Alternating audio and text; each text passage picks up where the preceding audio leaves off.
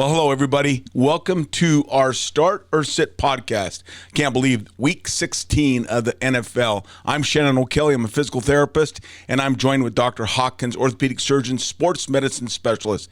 What we do on this podcast is we review injuries, and to the best of our ability and knowledge, we predict whether or not that player will start or sit the following week. We have several injuries this week, but before we get started with the injuries, the musculoskeletal injuries, I would suggest everybody take a look at their COVID, potential players. I just can't believe. I think the LA Rams and Seattle Seahawks last night played, and I don't think the Rams were in jeopardy of fielding a team. Dr. Hawkins, this COVID stuff is back. Take a look at your player, make sure they're not on protocol. Do you know, this is kind of out of both of our realm of expertise. What is the protocol? Do they have to sit and test negative for like successive days? I don't really know what the protocol. Do you know? Yeah, there's two different protocols they have to go through. One if they're vaccinated, one if they're unvaccinated. So if we pick somebody who's been pretty vocal about being unvaccinated, Cole Beasley, the wide receiver for Buffalo, he's in a situation if he has exposure, not just symptoms. If he has exposure, he has to sit out 10 days because he's unvaccinated, and he has to get successively tested. If he happens to be a player who is vaccinated, then he's able to do I believe it's 2 tests within 24 hours, testing negative. And as long as he is also asymptomatic, then they can come back quicker. So that's kind of why you see some differences out there. And as an interesting side note, we're going to talk a little bit about some Tampa Bay Buccaneers. And so I had seen that Antonio Brown had not been playing much. And an interesting thing on him is he's actually suspended right now because he provided a false vaccination card to the NFL. Oh, my God. He actually is not vaccinated. He provided a card saying he was, and somehow they found out that was not real. So they're really taking it serious. They're not just accepting, show me your card or show me a picture on your phone. They're drilling it down to have this information to do their best to avoid the spread within their facilities and their locker rooms. Yeah, why did I know you would know about this COVID testing? I should have just assumed you're so good at just knowledge. And I was wondering why Antonio Brown was in trouble. That is really unique and ironic that he. Okay, I get it. Well, here we are. We thought COVID was going away. Here it is. It's back. The NHL just suspended their season for a week. I think the NHL players aren't going to the Olympics. NBA is going to continue to play. NFL is spotty at best right now with a lot of players being exposed. So check your roster. Make sure your players are not exposed or in a COVID protocol. You mentioned Tampa Bay. My gosh, the other night, Tom Brady looked so frustrated. 3 of his top offensive producers went out within, it seemed like just like 2 quarters. You got Mike Evans, Chris Godwin, and Leonard Fournette. Let's talk about Leonard Fournette, big-time running back. Yeah, so he actually took a pretty bad hit, kind of got hit in the air, did sort of one of those sort of helicopter spins or little cartwheels, and he limped off pretty uncomfortable. He luckily was diagnosed with just a soft tissue injury. So he's another one of those. We've touched on these hamstring injuries. He's a classic example. He's got some mileage on his body. He's a running back. It's the end of a long season. They're not quite, as good as these guys are as in preparing and being ready for their athletic activities. You just start to lose some elasticity of that tissue over time. And so these strains and sprains happen easier. He is going to be going on the IR. They actually went out and picked up Le'Veon Bell to have as a backup. So they're going to put him on the IR. He's going to sit until the real playoffs. So if you have him on your team for fantasy, he is not going to be playing. He is a sit, and you need to find somebody to fill that spot. And unfortunately, he's a major producer normally. You're right. Yeah. That was you described the injury beautifully. A helicopter. I thought he tore something besides a hamstring. I thought that was a knee injury. The way when I saw that replay and he helicoptered around, his leg was out there in free air whipping around. I thought, oh my gosh, this is a ligament for sure. But hamstring, he's sitting until the real playoffs. Mike Evans, similar injury, hamstring, big time receiver. He is probably sitting. What do you think? Well, that's a great question. I think if they'd won that last game, he would definitely be sitting. I think there may be some discussions in the back room between him and Brady, because Brady's such a competitor. I think Brady's going to want to go into the playoffs with a little bit of rapport, doing well and showing. Evans had an injury where he basically went high. He jumped up and just kind of came down, on a single leg. So his wasn't really as much of a contact thing. As we talked about the diva players, he's a wide receiver. They require, sort of the ballet moves. So I think he's going to be a tough one. I think pay attention to things as it gets a little later in the week. If he is practicing and he's practicing up till Friday, I think they will play him. But if he is not practicing on Friday, I think he's going to be a sit. So that'll go a little bit past our podcast discussions, and everybody will have to do their homework a little bit for Mike Evans. But he will not be going on IR. So, okay. There's a chance you may get him in another week. Okay, and your gut feeling, do you have a gut feeling on him just from your experience? You're either way. My gut feeling is he will play, but he will not produce, so I would sit him. Okay, nice. Let's talk about Chris Godwin. This is an ACL tear. I mean, another high-profile player, offensive player for Tampa Bay. Again, Tom Brady looked really frustrated. He had no one to go to at that game. This is an ACL injury.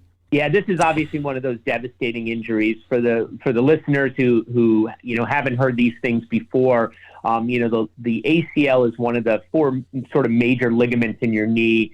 They sort of stabilizes the joint. It prevents pivoting and twisting between the femur, which is the thigh bone, and the tibia below it.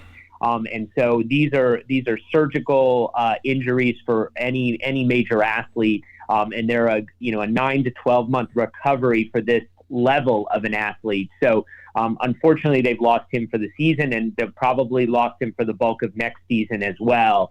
And he'll probably have surgery within a couple of weeks. Typically, they'll allow the swelling to go down. They'll have him work with the physical therapist ahead of time just to prepare his knee for surgery. And then they'll get a reconstruction done, a new ligament in his knee, and work on letting that heal for 3 months, and then working on all that functional rehab and proprioception and balance work for the next 6 to 9 months.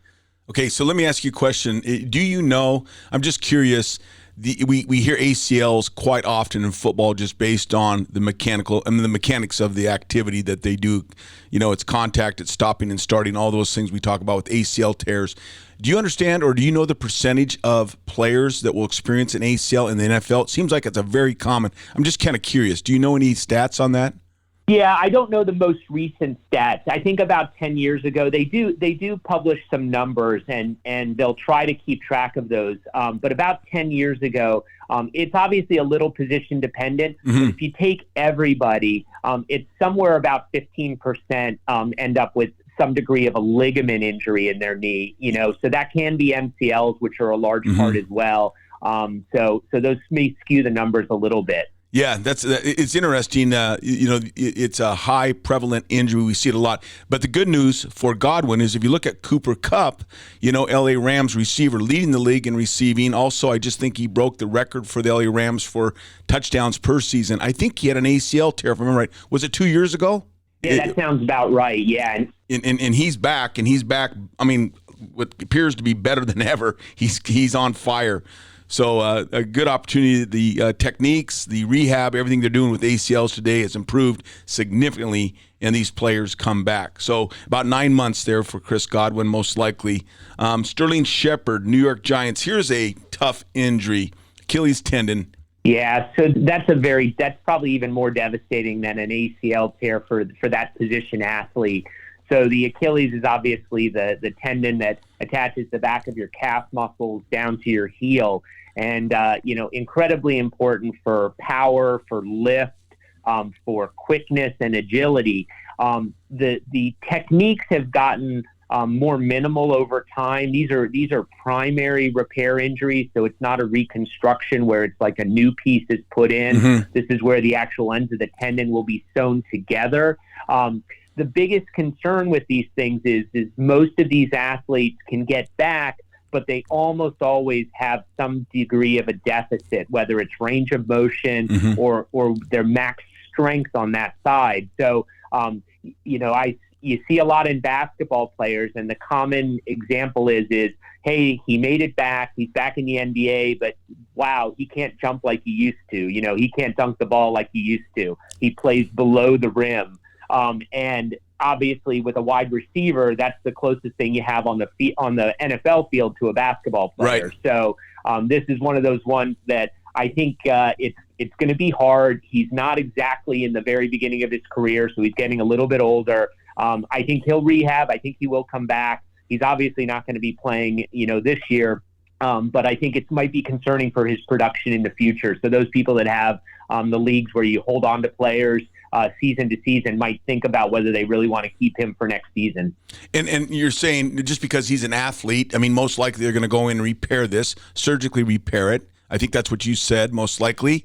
And he will probably be returning, what is that, about an 8-month rehab, generally speaking, for most players? I would think at least 8 months. Yeah, 8 to 9 months for a return to play from that level of an injury. Yeah, I think years ago, was it Shrugs? Was he a defensive tackle? Shrugs, I remember, tore his Achilles, and people were amazed that he came back in 6 months. But I'm not sure he stayed in the league long after that, did he? I can't remember, but he was back in 6 months, if I remember. That was, Terrell Suggs for the Ravens. Right. Yeah, and he was a little bit of a freak. He actually stuck around a little while, but he changed how he played. He became a bit of a run stuffer, a guy that plugged the middle of the line, and he wasn't chasing down quarterbacks anymore. Right. Good stuff.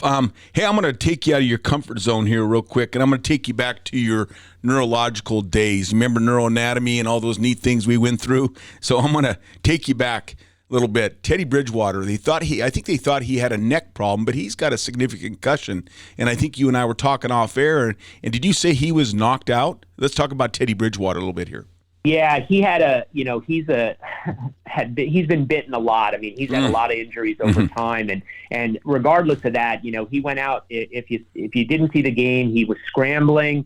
He didn't slide. He dove in the air to try to get the first down. And while he's in the air, head first, no hands in front of him, one of the 300-pound linemen comes in and hits him from the side. And so he went literally helmet first into the ground. And you could see, his upper extremities went limp when he hit the ground. So they immediately rushed out on the field. His arms were down at his side. They immediately immobilized him, did the precautions of how you turn him, how you control the neck and the head. Because I think the big concern was, obviously that this was a spinal cord injury. The benefit of us watching at home is you saw that he had that sort of injury where his head hit the ground sideways. And so as opposed to driving it directly into the ground like a dart. So it was somewhat clear for me watching that it would not end up being a spine injury. And once they got him turned, he was moving all his extremities, but he had to have been knocked out looking at what happened with his upper body. And then that obviously leads to the concussion issue. So he got hit hard enough, the brain floats in fluid within your skull. When you have an injury like that, it slams side to side essentially. And when it hits the side of the skull, you get a big short circuit, and that's sort of the simple way to think of these concussion injuries. And, they can have some wide-reaching implications, and he'll obviously go into what they call the concussion protocol to see if he's going to be able to come back. Yeah, I think the NFL is doing a great job. I mean, a lot of times you watch these games, there's a doctor that has a red hat. I think they call it the red hat doctor, and they have a neuro doctor on the sidelines. And if anybody's suspected or suspicious of getting a head contact, they pull them out of the game and they evaluate them. That return to play protocol is extensive. The player has to go through several steps to be able to be non-symptomatic, to be able to return. And that usually, it just depends. There's a variety of time there based on the concussion, the player. Maybe it's the number of concussions. So he is probably out. I don't know. I mean, I'm guessing he's out for like 2 or 3 weeks, potentially. What do you think? Yeah, I think he'll definitely not be playing, through the end of this year, really. I mean, we've got such a short amount of time left. And I don't think they're in a situation where they're going to risk it with him. So, yeah, you're right. Even if it's a first-time concussion with minimal symptoms, it's hard to be back in a week with the protocol. And for a player who's a quarterback, I think they're even, they're less likely to push that. So he will be sitting this week. Yeah. Speaking of time, we are out of time. Dr. Hawkins, thank you again. Great stuff. Look forward to chatting as we wrap up this NFL season. And have a great day. All right. Thanks very much, Shannon.